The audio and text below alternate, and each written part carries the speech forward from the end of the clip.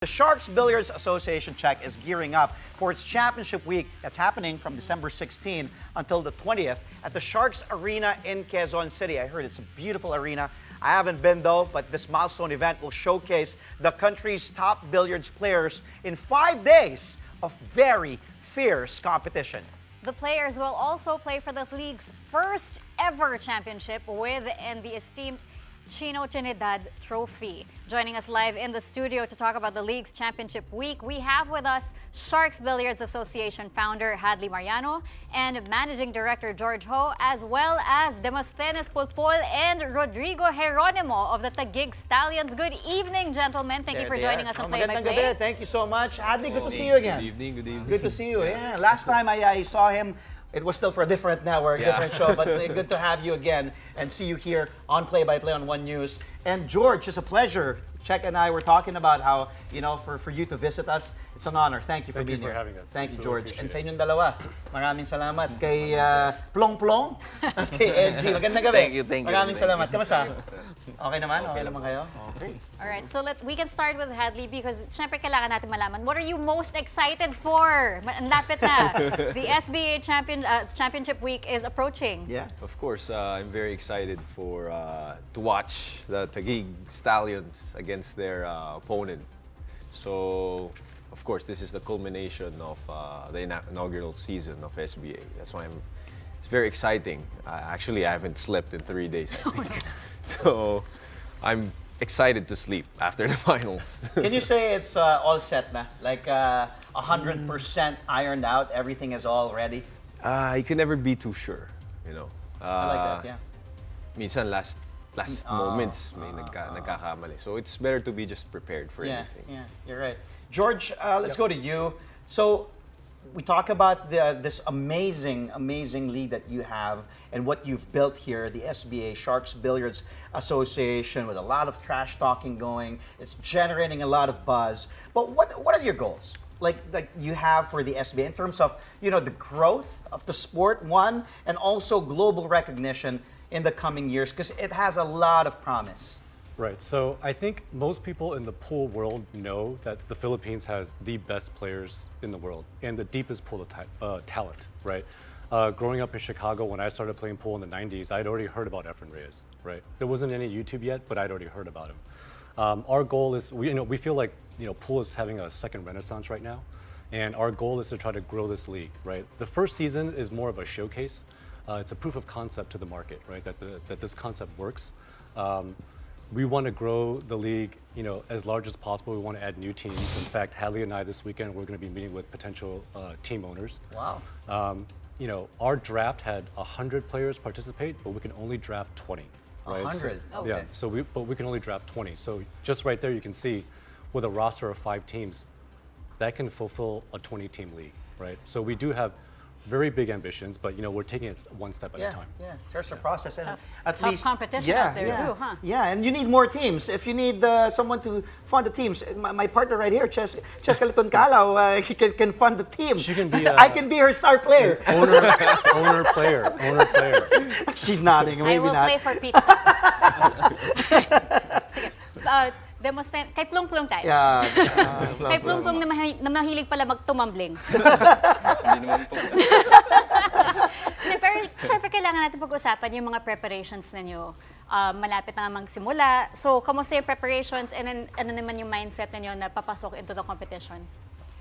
Yung team, yung sa team namin, ma'am, every week may kami, 3 days training, yung practice namin. Tatlong araw ba? 3 araw po. Tapos, sabi ni coach naman, enjoy lang yung sa championship namin, sa final namin po. Yung importante kasi yung mag-enjoy ka rin. Yeah. Nabanggit na nga ni Czech yung tumbling mo. Pinapractice mo ba yan? Pagtatumbling mo sa laro? Bastok lang po. Bawal yung tumbling. Magmamalian tayo, hindi tayo makalaro. Pero pinapractice nyo yun? Hindi nga, dahil kakaiba to ha. For those who don't know, I believe, correct me if I'm wrong, this is the first ever that trash talking is allowed. Because usually it's like a gentleman sport. You can't, right? It's usually quiet. Correct. So, do you guys, ikaw, pinapractice nyo ba yun kung ano yung sasabihin mo sa kalaban mo? kusa lang pong ano eh. Lumalabas. Lumalabas sa ano, actual eh. Talagang kusa ka lang, alaskador. Kung anong ano. Lumabas yung totoo. Sample, ano mga sinasabi mo yung mga nakakatawa na ano? Sample. Kunyari, titira yung kalaban, oh. Mahirap. Hindi, sige, sample, kunyari, ano naisip mo? Kailangan Yung mga yata nasabi mo. nasa game Oo. mode siya. O, game mode. Yung ano, Oh. yung apichi. Ni Bruno Mars pati ni Rose. Gumanong ka? Talaga? Okay. Ito naman si... Sumasayaw yan. Oh, Edgy, ikaw naman. Anong masasabi mo naman, syempre, itong kinagandahan ng liga na to? Dahil 26 years ka na naglalaro. Ano masasabi mo dito sa success nitong SBA? Nung una kasi parang nalilito pa ako sa Sharking eh. Ngayon, dahil sa SBA, lumalakas lalo yung loob ko, tapos na ano ko yung pag-focus sa laro. Game. Kaya malaki na itutulong sa amin. Actually, George, a while ago when we were talking off camera, you were saying something about like sharking Yeah. and the support of the community and Yes. how things are changing. You're making Yeah. some changes? So, just to clarify, I think the pool community sort of confuses sharking with only trash talking, right? So, sharking is not purely trash talking. It's more, it's everything. It's fan interaction, it's fans cheering, it's players, fist bumping, high fiving the audience, and the sharking is a pool term because in every other sport, that phenomenon already exists and it's already accepted. Like, can you imagine playing basketball and every time someone shoots, it's complete silence? Like, you wouldn't see that, right? And so, what we're trying to do is we're trying to bring more fans to the sport. Leagues, different sports leagues all across the world, they've all made changes to formats, to rules. Most recently, Live Golf, right? They've really disrupted the sport of golf. And the initial reaction was a lot of advocates and a lot of detractors, right? 2 years later, they've been doing pretty well, right? And pool is so accessible, right? Anybody who's ever been in a bar has probably touched a cue stick, right? You don't need to find 5 or 10 people to play a game. You just find one friend. You don't need special equipment. Anything you need is already at the pool hall, right? But why is it not as mainstream, right? I don't get it. If my team is winning and I want to cheer, why can't I cheer? If the opposing team scratches, why can't I be happy about that, right? That happens in all sports. And so what we're trying to do is we're trying to get more fans, and the diehard fans are always going to watch, right? But we're trying to get more casual fans because we love the sport so much, and we want to make sure we want to do what we can to help grow the sport, not just in the Philippines, but all over the world. Good point. Sorry, George. I wish we had more time in Hadley, but we'll give Czech and I will give your players probably the last question to answer, and also give a message. Ano pa mga kailangan abangan ng mga mahilig magbilyar? Alam naman natin mga Pilipino, ang hilig sa bilyar. Kahit sa kanto meron yan. Yan. Nabanggit na nga ni George. Efren Bata Reyes, The Magician. Ang dami magagaling.